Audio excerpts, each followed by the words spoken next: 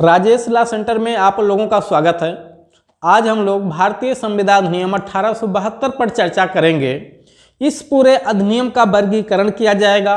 पूरे अधिनियम को एक बार में समझाऊंगा, ठीक है। जैसे कि होता क्या है कि जब कोई बच्चा एडमिशन लेता है एलएलबी में, तो एडमिशन में बहुत कम ही जगह पे जो है हर एक सेमेस्टर में पूरा संविधान अधिनियम रखा जाए।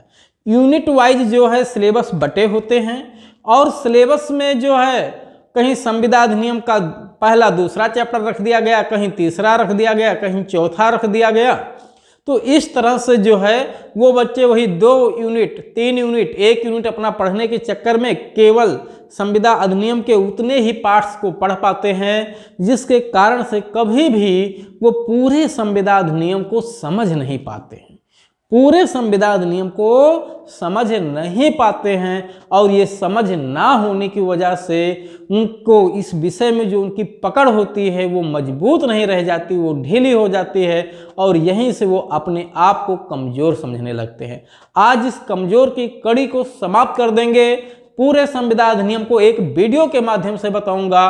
पूरे संविधान अधिनियम को धारा 1 से लेकर के 75 और 76 से लेकर के 238 तक को एक बार में समझाऊंगा। कैसे किसका इंटरलिंकिंग है, कौन सी संविधान अधिनियम किससे जुड़ी हैं, इस संविधान अधिनियम के जो प्रावधान है इस अधिनियम में बताए गए विशेष विषयों पे तो लागू ही होते हैं, साथ ही साथ अन्य विधियों पर भी लागू होते हैं। सारी समस्याओं का समाधान बस केवल ये एक वीडियो है, ठीक है। सभी प्रकार की समस्याएं आपकी खत्म हो जाएंगी संविधान अधिनियम से। बस जरूरत है आप लोगों को चैनल सब्सक्राइब करने के लिए, लाइक शेयर और कमेंट करते रहिए और पूरा वीडियो देखते रहिए। अगर इसके पहले भी कोई पार्ट है तो उस पार्ट को देखिए, उस भाग को देखिए, सीरियल से देखिए, सीक्वेंस से देखिए, नहीं तो वो कड़ी टूट जाएगी चैनल की और जब कड़ी टूट जाती है तो वो एक संव्यवहार का भाग नहीं हो पाता है, फिर समझ में नहीं आता है। ये उसी तरह से जैसे आप बीच क्लास में अगर बैठते हैं तो आपको पूरी क्लास समझ में नहीं आती है, उसी तरह से ये वीडियो भी है कि जिस किसी विषय पे आप वीडियो देखिए वहाँ शुरू से देखिए, पहला भाग से देखिए और आप देखेंगे मैं जितने विषयों पे, चाहे वो आपका संविधान अधिनियम हो, संपत्ति अंतरण अधिनियम हो, आपका भारतीय साक्ष्य अधिनियम या दंड प्रक्रिया संहिता, भारतीय दंड संहिता, जो भी संहिता है यानी जो भी पैनल लॉज हैं या सिविल लॉज हैं या प्रोसीजरल लॉज हैं, सभी पे मैं इंट्रोडक्शन जरूर बनाता हूं और वो इंट्रोडक्शन उस सब्जेक्ट का नींव होता है। नींव वो समझिए पिलर है, उस पिलर के बिना, उस नींव के बिना आप मंजिल अपनी नहीं खड़ी कर सकते, नहीं खड़ी कर सकते। इसलिए जरूरी है कि आप इंट्रोडक्शन का क्लास जरूर देखिए। वो इंट्रोडक्शन का क्लास, ठीक है, उस पूरे सब्जेक्ट पे पकड़ बनाने के लिए बिल्कुल से नींव है, उसके लिए कील साबित होगी, ठीक है। तो मैं फिर आप लोगों से कहता हूं कि जब भी किसी सब्जेक्ट पे वीडियो देखिए तो पूरा वीडियो 1 से देखिए, भाग 1 से देखिए और इंट्रोडक्शन उस चैप्टर का जरूर, मतलब उस अधिनियम का इंट्रोडक्शन वाला वीडियो जरूर आप देखिए जिसमें उस पूरे अधिनियम को वर्गीकरण किया गया है, ठीक। इसी तरह से आप देखेंगे बहुत सारे वीडियो, ठीक है, इस चैनल पे पड़े हुए हैं। आप लोग उनको देखते रहिए, समझिए। कोई बात नहीं समझ में आती है कमेंट बॉक्स में जाके कमेंट लिखिए। संपर्क सूत्र लिखा हुआ है, ठीक है, इसके पहले के वीडियो में लिखे हुए हैं, जैसे 9161113061, ठीक है, ये कॉन्टैक्ट नंबर है, आप इस पर संपर्क करिए, ठीक है। हमारे यहाँ ऑफलाइन ऑनलाइन दोनों क्लासें लगातार संचालित की जा रही हैं। सभी प्रकार के आपको उससे संबंधित जो आवश्यक चीज़ें हैं, ठीक है, नोट्स वगैरह वो सब आपको प्रोवाइड कराया जा रहा है।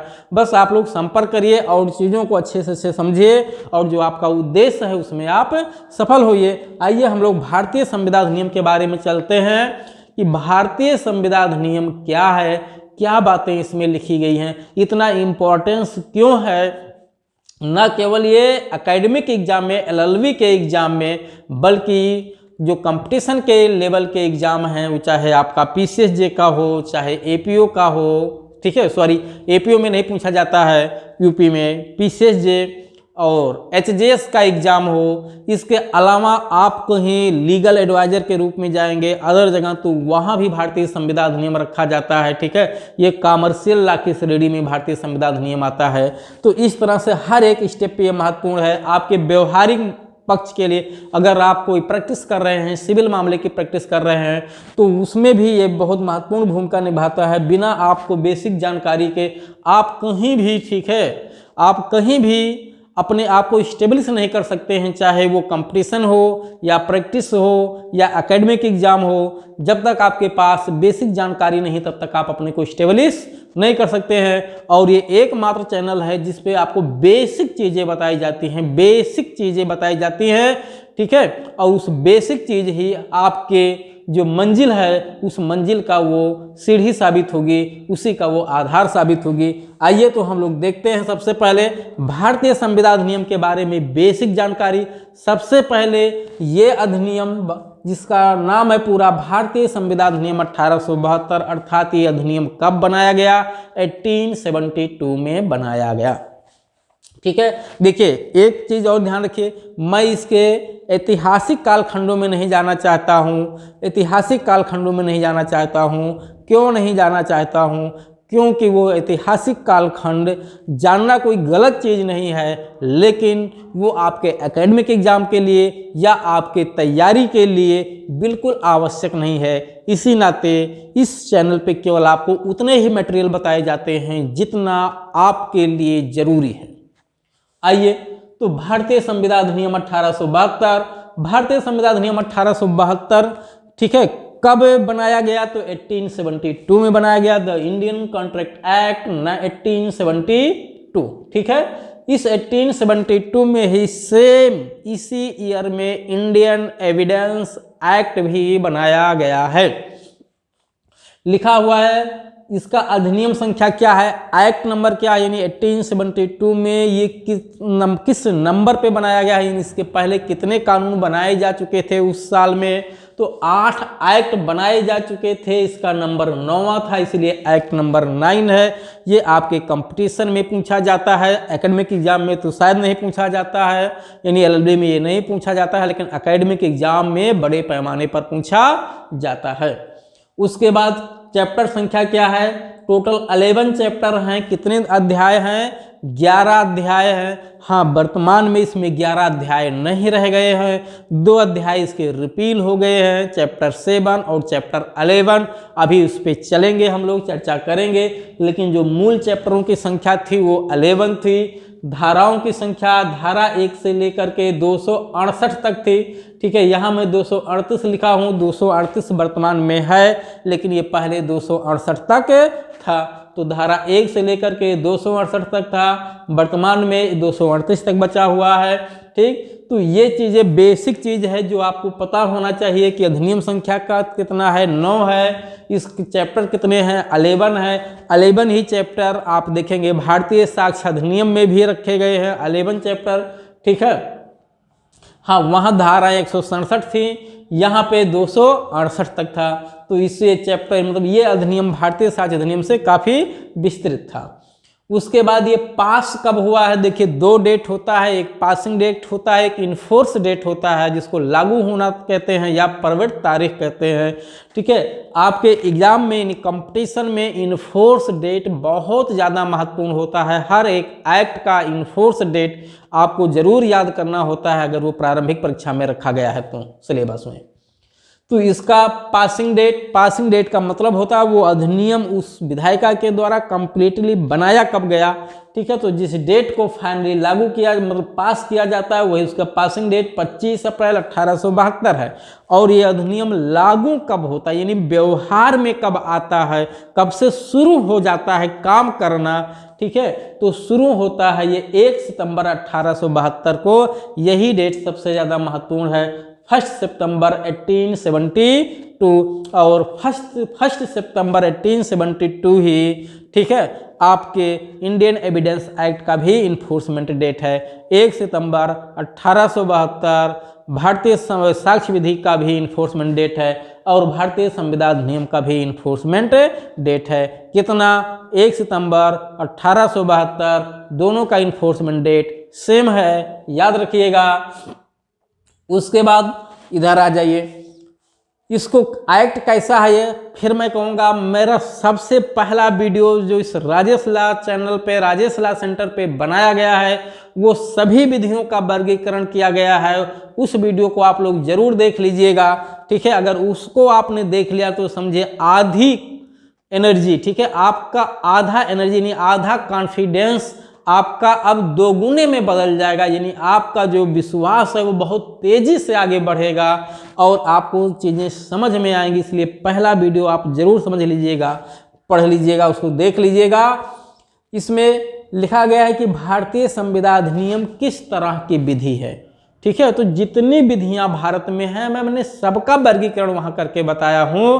तो यहाँ पे क्या है, भारतीय संविधान अधिनियम किस तरह की विधि है, तो ये सिविल सब्सटेंटिव लॉ है, सिविल मौलिक विधि की श्रेणी में आता है।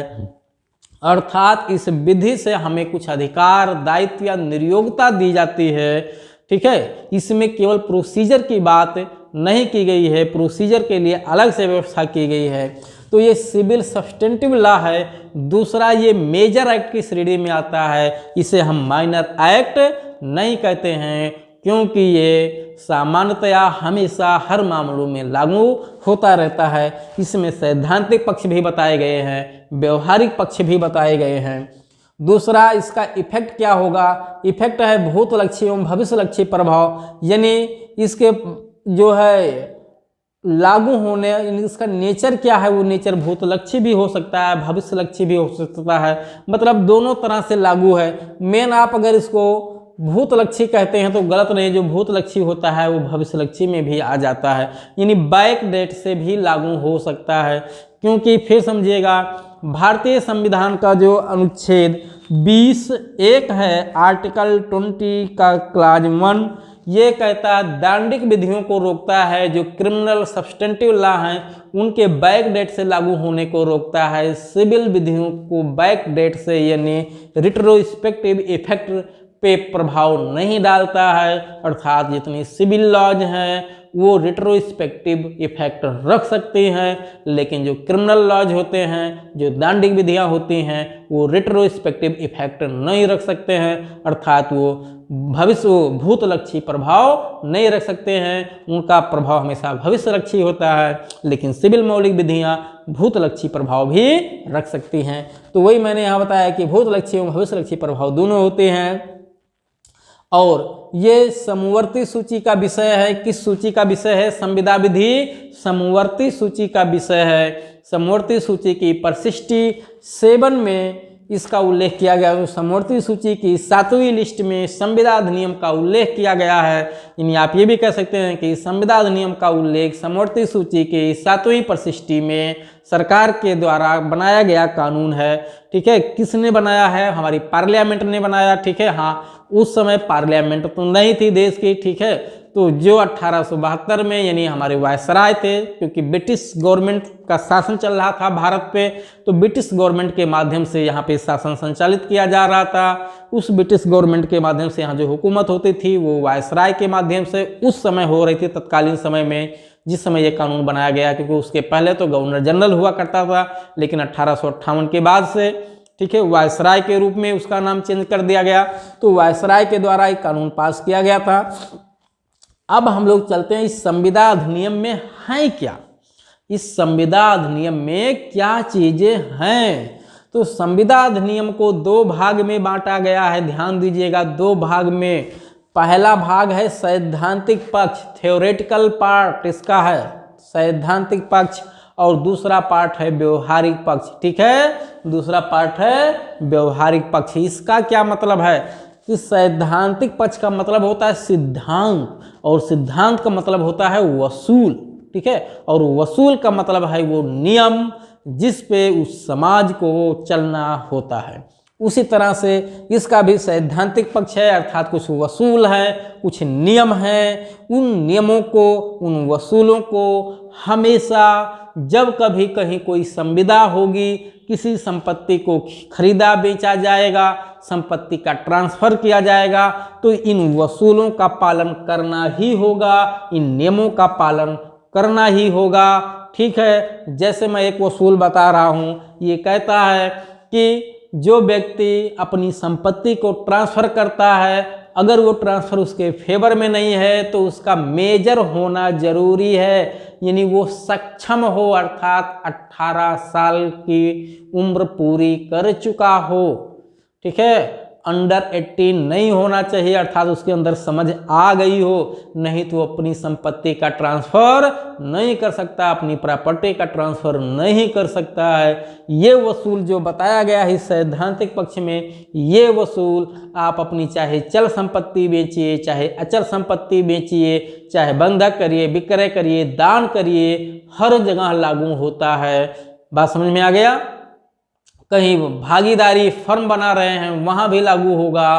टार्टियस लायबिलिटी में तो खैर टार्टियस लायबिलिटी में तो नहीं लागू होता है, लेकिन आप जो है सुखाचार में आ जाएगा, वहाँ भी लागू होगा। माल विक्रय अधिनियम में लागू होगा, संपत्तियों के अंतरण में लागू होगा, यानी जमीन को अगर बेचा जाता है, खरीदा जाता है, बंधक किया जाता है, विनिमय किया जाता है, तो सब जगह ये वसूल लागू होता है। अर्थात जो सैद्धांतिक पक्ष है, फिर से समझिए, संविदा अधिनियम का जो सैद्धांतिक पक्ष है, सेक्शन 1-75 चैप्टर 1-6 सबसे ज़्यादा महत्वपूर्ण पार्ट है ये आपके, न केवल एकेडमिक एग्जामों के लिए बल्कि कंपटीशन के लिए सबसे ज़्यादा अगर कोई महत्वपूर्ण चैप्टर और पार्ट सेक्शंस हैं तो वो संविदा अधिनियम का धारा 1 से लेकर के धारा 75 तक के जो धारा है, जो केवल 6 चैप्टरों में बटा हुआ है, सबसे ज़्यादा महत्वपूर्ण है। क्यों महत्वपूर्ण है? उसका भी रीजन यही है क्योंकि ये सैद्धांतिक पक्ष इसमें लिखे गए हैं, वो सिद्धांत बताए गए हैं, वो वसूल बताए गए हैं, वो नियम बताए गए हैं, जो न केवल इस व्यवहारिक पक्ष पे जो 4 प्रकार के हैं, 5 इस पे लागू होते हैं, बल्कि भारत में जितनी भी सिविल विधियां लिखी हुई हैं, संपत्तियों के ट्रांसफर के ढंग जितने बताए गए हैं, हर एक जगह ये वसूल लागू होते हैं। आप संविदा संपत्ति अंतरण अधिनियम पढ़ोगे, टीपीए जिसको कहते हैं, ट्रांसफर ऑफ प्रॉपर्टी एक्ट, उसके भी सेक्शन 4 में आप देखोगे साफ साफ लिखा हुआ है कि जहां कहीं संविदा की बात आएगी, सक्षमता की बात आएगी, वहां संविदा अधिनियम के प्रावधान लागू होंगे। इसी तरह से आप माल विक्रय अधिनियम में देखोगे, भागीदारी अधिनियम में देखोगे, सुखाधिकार अधिनियम में देखोगे, न्यास अधिनियम में देखोगे, हर जगह शुरू के पहले ही चैप्टर में ये बात लिख दी गई है कि जहां कहीं संविदा सक्षमता की बात आएगी, संविदा अधिनियम का ही वसूल लागू होगा। इस तरह से सैद्धांतिक पक्ष बहुत ज़्यादा महत्वपूर्ण है। सेम ऐसे इंडियन पैनल कोड में, भारतीय दंड संहिता में भी सैद्धांतिक पक्ष की बात की गई है। सेक्शन 1-121A, धारा 1 से 120 ये तक, यानी चैप्टर 5A तक, ठीक है, क्रिमिनल कॉन्स्पिरेसी तक के जो नियम बताए गए हैं वो सैद्धांतिक पक्ष हैं। वो नियम न केवल आईपीसी में बताए गए विशेष अपराधों को लागू होते हैं, बल्कि भारत में जितनी भी विधियां हैं, भारत में जितनी भी दांडिक विधियां हैं, हर एक जगह जहां तक संभव हो लागू होते हैं। सेम वैसे जैसे आपका टीपीए है, ट्रांसफर ऑफ प्रॉपर्टी एक्ट है, इसका भी जो चैप्टर 1-2 है, यानी चैप्टर 1 और 2, धारा 1 से 53A तक का, यानी सेक्शन 1-53, ये भी एक सैद्धांतिक पक्ष है। इसमें भी वसूल बताए गए हैं, इसमें भी नियम बताए गए हैं, इसमें भी थ्योरी बताई गई है। और वो नियम, वो वसूल न केवल संपत्ति अंतरण अधिनियम में जो 6 प्रकार के ट्रांसफर की बात की गई है, विक्रय, विनिमय, बंधक, दान, पट्टा, अनियोजित दावा, बल्कि उस पे लागू होते हैं, बल्कि इसके अलावा संपत्ति का जहां कहीं ट्रांसफर करने के लिए कोई विधि बनाई गई है, वहां भी वो नियम बहुत अच्छे से लागू होते हैं। इसीलिए टीपीए का जो चैप्टर 1 और 2 है वो भी सैद्धांतिक पक्ष है। टीपीए पे भी मैंने बहुत ज़बरदस्त वीडियो बनाया है, बहुत ही ज़बरदस्त, मात्र 2.25 घंटे का वीडियो है जो 4 भागों में बटा हुआ है, पार्ट 1, पार्ट 2, पार्ट 3, पार्ट 4, ठीक है। और एक्शनेबल क्लेम पे 2 वीडियो अलग से बने हुए हैं। टोटल टीपीए पे इस समय 6 वीडियो बन चुके हैं। ठीक है, और वो बहुत ही ज़्यादा आपके लिए, ठीक है, लाभप्रद होंगे। अगर आपने उसे देखा तो पूरी संपत्ति, वो पूरा जो संपत्ति अंतरण अधिनियम तुरंत आपको समझ में आ जाएगा, आप दूसरे को समझा सकते हैं, इतना ज़्यादा ज़बरदस्त तरीके से उसको बताया गया है, सेम वैसे जैसे आपका संविधान अधिनियम बताया जा रहा है। तो सैद्धांतिक पक्ष, ठीक है, आपके न केवल संविधान अधिनियम में बताए गए हैं, आईपीसी में भी बताए गए हैं और टीपीए में भी बताए गए हैं, जिसका जिक्र मैं कर चुका हूं। आज संविधान अधिनियम की बारी है, इसको भी आज किनारे लगा दिया जाएगा जिक्र करके। तो सेक्शन 1 to 75 सैद्धांतिक पक्ष, व्यवहारिक पक्ष, अर्थात यहाँ वो वसूल बताए गए हैं, वो नियम बताए गए, वो सिद्धांत बताए गए हैं, जो न केवल ये विशेष प्रकार की जो संपत्तियों का ट्रांसफर है इन पे लागू होते हैं, बल्कि इसके अलावा जितनी भी और सिविल विधियां हैं, सिविल सब्सटेंटिव लॉज हैं, उन सब पे भी ये नियम लागू होते हैं। नहीं यकीन है तो आप तत्काल में संपत्ति अंतरण अधिनियम की धारा 4 देख लीजिए, माल विक्रय अधिनियम की भी शायद धारा 3 या 4 में मिल जाएगा, भागीदारी के अधिनियम में, भागीदारी अधिनियम में भी शुरू की ही धारा में मिल जाएगा। ठीक है, हर जगह ये चीज आपको लिखा मिलेगा कि संविधान अधिनियम में जो नियम बताए गए हैं वही लागू होंगे, क्योंकि बार बार वो सिद्धांत लिखने की जरूरत क्या है, एक जगह लिख दो, हर जगह उसी को कॉपी पेस्ट कर दो कि ये वहां के नियम यहाँ भी लागू होंगे, बात खत्म। तो अब इतना इंपॉर्टेंस है ये संविधान अधिनियम के सिद्धांत है, ये न्यू है हर एक मंजिल का, यानी हर एक संविधान विधि का ये न्यू है। ठीक है, तो इसलिए ये सबसे ज़्यादा महत्वपूर्ण है आपकी परीक्षा की दृष्टि से। हम लोग अभी एक एक पर चर्चा करेंगे, हर एक पर चर्चा करेंगे, इसके सभी चैप्टर्स पे करेंगे, 1 2 3 4 5 6 पे चर्चा करेंगे, इस पे भी चर्चा करेंगे। ठीक है, तो सबसे पहले आप देखेंगे जो इसका सैद्धांतिक पक्ष है। हाँ, आप लोग चैनल को जरूर सब्सक्राइब कर लीजिए, बिना सब्सक्राइब किए हुए चैनल को बिल्कुल मत देखिए, ठीक है, वरना समझ में नहीं आएगा। ठीक है, बिना सब्सक्राइब हुए यदि चैनल में आप वीडियो देख रहे हो तो समझ में नहीं आएगा। क्यों? क्योंकि आपका विश्वास नहीं होगा, और जब विश्वास नहीं होता है तो ये मन भटकता रहता है इधर से उधर, पता नहीं क्या बताया जा रहा है, सही है या नहीं सही है, कहीं दूसरे चैनल पे भाग के चलो, कहीं तीसरे पे भाग के चलो, तो आप ऐसे दर दर भटकते रह जाएंगे, परेशान हो जाएंगे और समझ में नहीं आएंगे। इस नाते यदि आप चैनल को सब्सक्राइब कर लेते हो, अर्थात आपने विश्वास कर लिया कि यहाँ ही मेरा कल्याण है, यहाँ ही मेरे हित की बात की जा रही है, ठीक है, तो आपका मन भटकेगा नहीं, स्थिर हो जाएगा और आप पूरे तन मन धन के साथ इसी चैनल पे लग जाओगे कि जो कुछ बताया जाएगा उसको मैं समझूंगा, मुझे कहीं भटकने की ज़रूरत नहीं है। मैं पूरी गारंटी के साथ कहता हूँ कि मैं आपके पूरे कंपटीशन तक की गारंटी लेता हूँ कि यहाँ से एक भी जो भी चीज़ें बताई जाएंगी, एक भी क्वेश्चन यहाँ से बाहर नहीं आएगा। ठीक है, पूरा पिछले 10 साल का अनुभव है जिसमें मैं आपको हर एक चीज़ों को बताता हूँ, अपने अनुभव से बताता हूँ। ठीक है, हवा हवाई में कोई भी चीज़ आपको नहीं बताता हूँ। मैं भी हमेशा चाहता हूँ कि बच्चों का कल्याण सर्वोपरि होना चाहिए। हमारा हित डैमेज हो जाए तो होने दीजिए, लेकिन बच्चों का कल्याण होना चाहिए, उनका कभी अहित नहीं होना चाहिए। इसीलिए मैं कोशिश करता हूँ हर एक वीडियो में मैक्सिमम चीज़ों को बताने के लिए, कोई गलती ना होने पाए, बाय मिस्टेक कोई चीज़ भूल से, ठीक है, निकल गई हो वो बात अलग की है, अन्यथा मैं हर एक समय कोशिश करता रहता हूँ जो भी शब्द बोलूँ उसको हमेशा सोच समझ के बोलूँ, क्योंकि उस मेरे एक गलती से हो सकता है आप 1 नंबर से कंपटीशन से बाहर हो जाएं, तो मैं ऐसी गलती नहीं करना चाहता। हाँ, अगर कहीं कोई वीडियो में कोई गलती मिल जाए कि सर आपने यहाँ पे ये बात बोलना चाहिए था, ये बोल दिया है, तो ज़रूर आप लोग कमेंट में उसको बता दीजिएगा।